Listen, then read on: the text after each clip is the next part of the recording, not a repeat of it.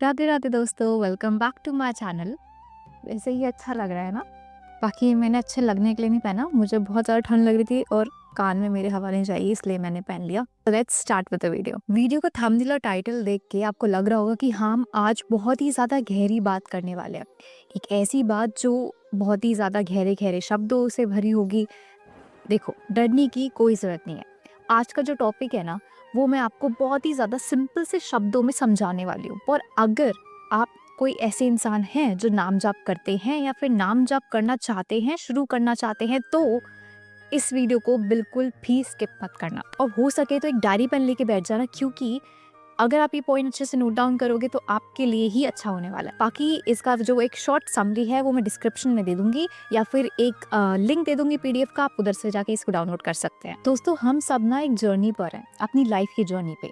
हम सब अपने लिए पीस ढूंढ रहे हैं, एक ऐसा कंफर्टेबल लाइफ ढूंढ रहे हैं, वो ढूंढ रहे हैं जो हम सब पाना चाहते हैं। लेकिन हमें लगता है कि हम राधा राधा बोल रहे हैं, हम कृष्ण बोल रहे हैं, राम बोल रहे हैं, जो भी नाम हम जप कर रहे हैं, हमें लगता है कि उस नाम जप करने से सब कुछ ठीक हो जाएगा। हम माला जप कर रहे हैं, हम फिंगर पर काउंट कर रहे हैं, हम जैसे भी कर रहे हैं, हमें लगता है कि नाम जप से सारी प्रॉब्लम सॉल्व हो जाएगी। और ये सही भी है, नाम जप से सब कुछ संभव है। लेकिन उसके लिए जरूरी है कि ये 10 अपराध जो मैं आपको अभी बताने वाली हूँ ना, ये आप ना करो। और अगर इनमें से एक भी अपराध आप नहीं करती, जो कि बहुत ज्यादा आसान है, तो आपके लिए नाम जप के रिजल्ट्स जल्दी मिलने लग जाएंगे। देखो, मैं तो यही कहूंगी कि जब भी आप नाम जप करते हो ना, तो मन में कुछ भी इच्छा मत रखो। विदाउट किसी विश के आप अगर नाम जप करोगे ना, तो राधा रानी आपको वो देंगी जो आपने शायद सोचा भी नहीं होगा। लेकिन ठीक है, कोई बात नहीं, हम सबको कुछ ना कुछ चाहिए, है ना? और अगर हम अपने भगवान से नहीं मांगेंगे तो हम किससे मांगेंगे? आपको जो मांगना है आप मांगो, बिंदास मुंह खोल के मांगो, क्योंकि एक वही है जो आपको सब कुछ दे सकते हैं। बाकी हम इंसान से आप मांगोगे तो आपको क्या ही मिलने वाला है। पता नहीं क्यों मेरे अंदर ना एक बड़ी अच्छी सी एनर्जी आ रखी है इस टाइम, आपको लग भी रहा होगा मैं कुछ अलग तरीके से बहुत ज्यादा हैप्पी हूँ।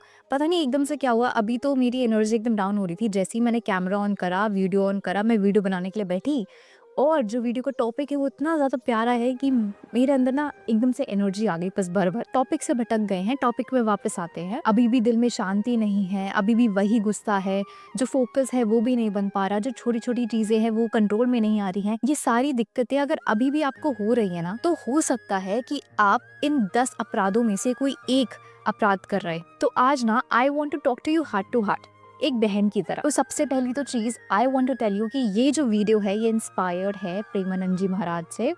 उन्होंने ये 10 नाम अपराध बताए थे। जो ओरिजिनल वीडियो है प्रेमानंद जी महाराज की, जिसमें उन्होंने खुद अपने मुंह से 10 अपराध बताए हैं, उसका लिंक मैं आपको डिस्क्रिप्शन में दे दूंगी, आप जाके जरूर देखिएगा, क्योंकि वो जितने अच्छे से समझा सकते हैं कोई और नहीं समझा सकता। तो बस राधा रानी का नाम लेते हैं और शुरू करते हैं। तो ये नाम अपराध बिल्कुल वैसा ही है जैसे समझ लो कि एक पतीला है और उसमें ना 10 छोटे छोटे होल हो रखे हैं। आप उसमें ना शहद भरे जा रहे हो, लेकिन वो जो पतीला है वो भरने का नाम ही नहीं ले रहा, क्योंकि वो जो 10 छोटे छोटे होल हैं उसमें से वो शायद धीरे धीरे नीचे गिरे जा रहा है। उसी सेम तरीके से आप अपनी लाइफ के इसमें आप नाम जप करे जा रहे हो, लेकिन आप ये जो अपराध कर रहे हो, उन अपराध की वजह से वो जो छोटे छोटे होल है उनमें से आपका जो नाम जप का पुण्य है वो नीचे गिरे जा रहा है। देखो, सबसे पहला अपराध होता है गुरु अवज्ञा। सबसे पहले तो ये समझ लेते हैं कि गुरु कौन है। गुरु वो इंसान है, गुरु वो परमात्मा होते हैं जो हमें सही रास्ता दिखाते हैं। तो यहाँ पे इसका एक मतलब ये भी है कि जब हम गुरु दक्षिणा लेते हैं, जब हम किसी से मंत्र लेते हैं, तो फिर वो जिससे हमने मंत्र लिया है वो हमारे लिए हमारे गुरु हैं, है ना? तो अगर गुरु हमें कोई बात बोलते हैं, गुरु हमें कहते हैं कि बेटा ये चीज मत करना, ठीक है, और तुम बोलते हो कि आज के ज़माने में ऐसे कैसे संभव है गुरुजी, मैं तो करूँगा। तो आप उनके शब्दों की अवहेलना कर रहे हो। मान लो कि एक अंधेरी सी रात है और आप ना अपना रास्ता भटक गए हो, ठीक है, और फिर वहाँ पे एक ऐसे इंसान आते हैं जो आपका हाथ पकड़ते हैं और आपको सही रास्ता दिखाते हैं। वो आपके लिए आपके गुरु हुए। आपके गुरु आपसे बोल रहे हैं कि आप चलो मेरे साथ, मैं आपको सही रास्ता दिखाऊंगा, आप ऐसे ऐसे करो। और आप बोलते हो उनका हाथ झटक के कि नहीं, मैं ये नहीं करूँगा। आप सीधा सीधा अपने गुरु की बात नहीं मान रहे, आप गुरु अवज्ञा कर रहे हो। ज़रूरी नहीं है कि गुरु अवज्ञा का मतलब है कि आप उनसे बदतमीजी से बात करो या उनको मारो पीटो। आज के ज़माने में ऐसा कौन करता है? नहीं। सिंपल सी चीज़ है कि अगर उनकी कही हुई बात को आप झुठला देते हो या फिर उनकी कही हुई बात को आप ऐसे बोलते हो कि मैं नहीं करूँगा, तो आप अपनी गुरु की बात नहीं मान के उनको कष्ट दे रहे हो। और गुरु इतने महान होते हैं ना कि वो आपको उल्टा नहीं बोलेंगे, वो अंदर ही अंदर सहन कर जाएंगे, ऐसा प्रेमानंद जी महाराज ने कहा था। और अगर वो ऐसा कर जाते हैं तो इसका मतलब ये है कि आपके ऊपर बहुत भारी टेंशन आने वाली है, क्योंकि गुरु भगवान से भी बढ़ के होते हैं। और जब आप गुरु को कष्ट पहुंचाते हो ना तो भगवान जी बहुत ज़्यादा गुस्सा हो जाते हैं। और इसी के साथ आता है दूसरा अपराध। दूसरा अपराध है वेद निंदा। आपको पता है वेद और पुराण ये एक्चुअली में है क्या? जो हमारे वेद है ना वो किसी ने लिखे नहीं है, वो कहीं से ऐसा नहीं है कि वो किसी ने राइट करे हो एक राइटर की तरह, नहीं। हमारे जो वेद हैं वो खुद भगवान का स्वरूप है। हमारे जो वेद हैं वो अपने आप प्रकट हुए हैं, जैसे कि कोई स्वयंभू शिवलिंग नहीं होता, कोई ऐसी मूर्ति नहीं होती जो खुद में प्रकट होती है, वैसे ही हमारे वेद भी हैं।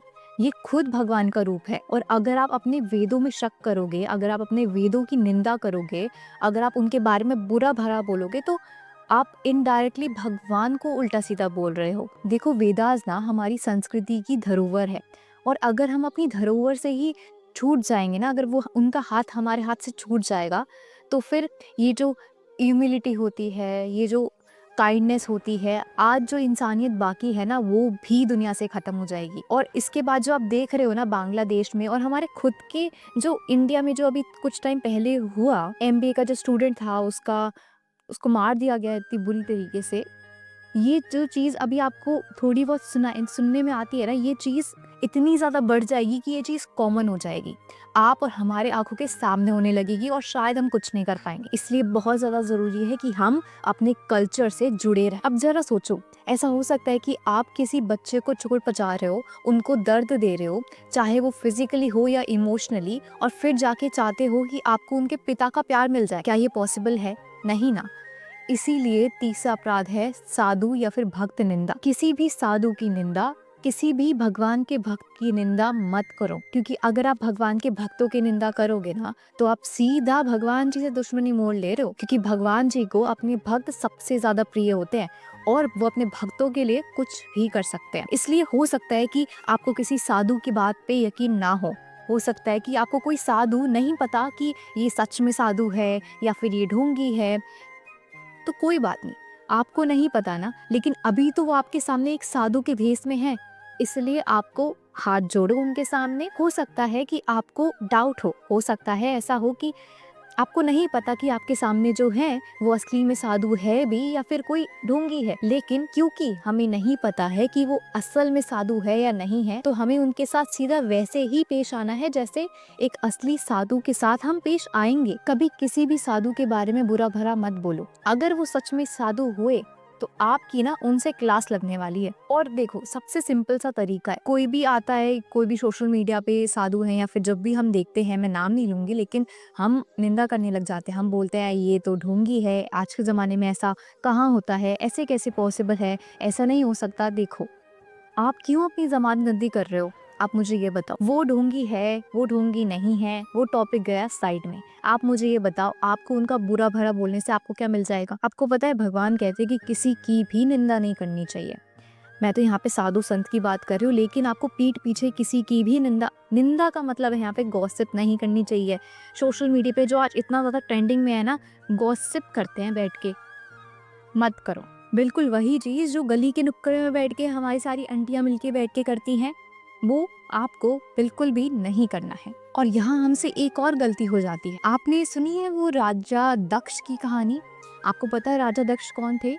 माता सती के पिता। राजा दक्ष ना भगवान विष्णु के बहुत बड़े भक्त थे, लेकिन भगवान शिव उनसे तो जैसे उनको घोर दुश्मनी थी। मतलब अगर वो भगवान विष्णु को मानते हैं तो भगवान शिव को क्यों नहीं? यही है गलती, भगवान के रूपों में भेद करना। ये बोलना कि मैं तो एक वैष्णव हूँ, मैं तो सिर्फ भगवान कृष्ण को मानता हूँ, सिर्फ भगवान विष्णु, सिर्फ भगवान नारायण को मानता हूँ, मैं नहीं मानता शिव वगैरह को। या फिर अगर आप मानते भी हैं तो ऐसा कहना कि भगवान विष्णु, भगवान नारायण, भगवान शिव से बड़े हैं। कभी भी ऐसा मत करना। भगवान के बीच में भेद नहीं करना, क्योंकि भगवान शिव हो या भगवान विष्णु, दोनों एक ही रूप हैं, बस वो हमें सिखाने के लिए, हमारे सामने खेल प्रकट करने के लिए अपने इन अलग अलग रूपों में है। तो भगवान सारे एक ही हैं, लेकिन क्योंकि जो हमारा मुख्य प्रेम है, जो हमारा कनेक्शन है, वो किसी भगवान के एक रूप से है, इसलिए भगवान हमें उस रूप में मिलने के लिए आते हैं। देखो, इस चीज को जो मैं अभी बोलने वाली हूँ ना, बहुत ध्यान से सुनना, क्योंकि ये बहुत ज्यादा इम्पोर्टेंट है। नाम बलक पाप, ये चीज ना मैंने अपनी पहली वीडियोस में भी कवर करी। कुछ लोग होते हैं जो नाम जप की ना महिमा सुन लेते हैं और ऐसा सोचते हैं कि नाम जप करने से तो सारे पाप हट जाते हैं।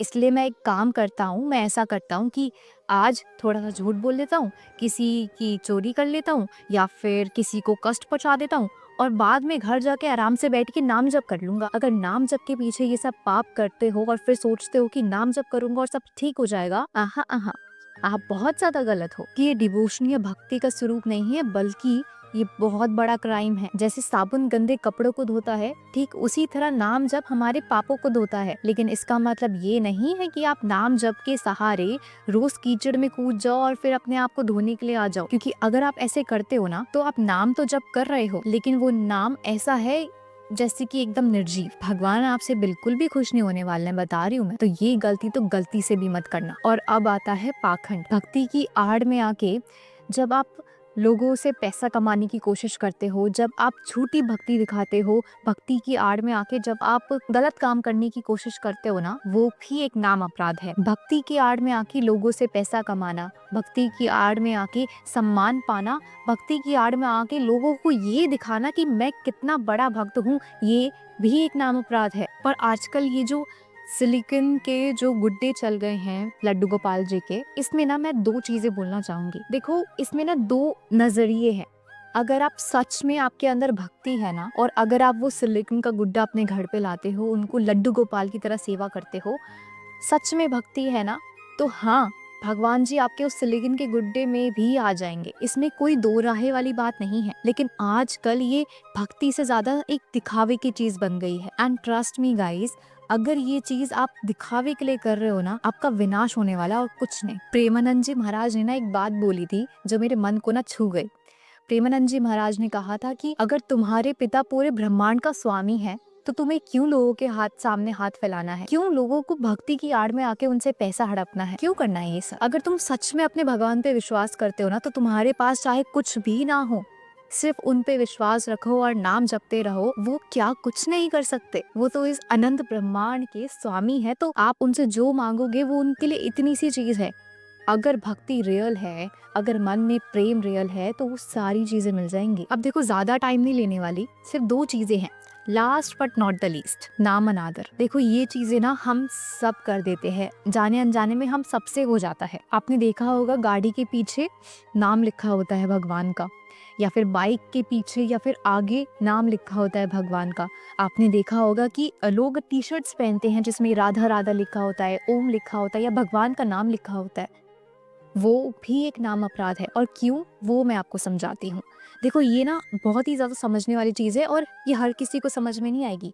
जो भगवान का नाम है ना, वो भगवान से भी ज्यादा महान है। इसलिए भगवान के नाम को भी बिल्कुल वैसे ही पूजो जैसे आप भगवान को पूजते हो। भगवान को आप क्या ऐसे रखोगे अपनी गाड़ी के पीछे, और फिर जब आप बैठते हो तो आपका पैर उसके ऊपर से आता है, आपका पैर उस भगवान के नाम के ऊपर से आता है। भगवान का नाम इतना ज़्यादा शुद्ध है कि जब आप उस गाड़ी को धोते हो, तो वो जो पानी जो भगवान के नाम पे लगता है और फिर वो नीचे जाता है और नाली में चला जाता है, वो पानी जो हो गया ना, जो भगवान के नाम को टच कर गया, वो भी एक चरणामृत बन जाता है और उस पानी को आप ऐसे नाली में जाने दे रहे हो। तो ये सारी चीजें ना एक अपराध बन जाती हैं। आप मानो कि आपने एक कपड़ा पहन रखा है, एक शॉल ओढ़ रखा है जिसके ऊपर भगवान का नाम है, और फिर आप वॉशरूम चले जाते हो वो पहन के। चलो, आप वो पहन के वॉशरूम नहीं भी गए, उसको उतार के वॉशरूम गए, वापस आके तो पहन लिया ना, आपकी बॉडी तो स्वच्छ नहीं है और फिर आपने वो पहन लिया। आपने मेरी एक फोटो देखी होगी जहाँ पे मैंने एक शॉल ओढ़ रखा है और उसमें राधा नाम लिखा है। तो अब क्या करें? देखो, मैं आपको बता देती हूँ बैक स्टोरी। वो मैंने नहीं खरीदी, मैं कहीं गई थी और किसी ने मुझे वो गिफ्ट करी और मुझे वो पहनाई। तो देखो, यहाँ पे एक चीज है, आपने वो पहन तो ली, लेकिन अब उस कपड़े को ना, उसको धोना मत कभी भी, और उस कपड़े को पहन के वॉशरूम मत जाना। एक बार आपने पहन लिया, अगर आपने गलती से ऐसी कोई चीज हो भी गई है और आपके पास ऐसी कोई चीज आ गई है, तो उसके बाद आपको वो कपड़ा ना वॉशरूम में नहीं धोना, जहाँ पे आप सारे कपड़े धोते हो और वो पानी जो है जो नाम पे लग के नाली में जाता है, उस कपड़े को आप संभाल के एक जगह पे रख दो आराम से, उसको यूज मत करो फिर अपनी बॉडी पर। And last but not the least, नाम विस्मरण। अगर आप भगवान के नाम की महिमा सुनते हो और उनकी महिमा सुनने के बाद भी आपके अंदर कोई चेंज नहीं आया, उनकी महिमा सुनने के बाद भी आप भगवान का नाम जप नहीं कर रहे हो, तो वो भी एक नाम अपराध है। तो इसलिए माय डियर फ्रेंड्स, दिन में बेशक 2 मिनट ही सही, बट निकाल। देखो, मैं भी आप सबके साथ सीख रही हूँ, मैं भी इन सारी चीजों में 100% एक्यूरेट नहीं हूँ, या फिर ऐसा नहीं है कि इनमें से मुझसे कोई गलती नहीं होती, लेकिन मैं कोशिश कर रही हूँ सही रास्ते पर आने की, और मैं चाहती हूँ कि आप सब भी मेरे साथ ये कोशिश करो। ये जो 10 अपराध है ना, ये कोई रूल्स नहीं है, बल्कि एक शील्ड है, ताकि हम अपनी भक्ति से जुड़े रहें, ताकि हमें पता हो कि क्या सही है और क्या गलत। तो आज से ना बस एक चीज करना, जब भी नाम जप करने बैठो तो 2 मिनट निकालना और भगवान से माफी मांगना अपनी किसी भी गलती के लिए। अगर आपसे कोई भी गलती हुई हो अनजाने में या फिर जान के, तो उसके लिए बस भगवान से सच्चे मन से माफी मांग लेना। And I will promise you कि वही नाम जो आज सिर्फ एक शब्द लगता है ना आपको, वही नाम आपकी जिंदगी का सबसे बड़ा सुकून बन जाएगा। तो मेरे साथ इस रास्ते में चलने के लिए शुरू हो जाइए। राधे राधे।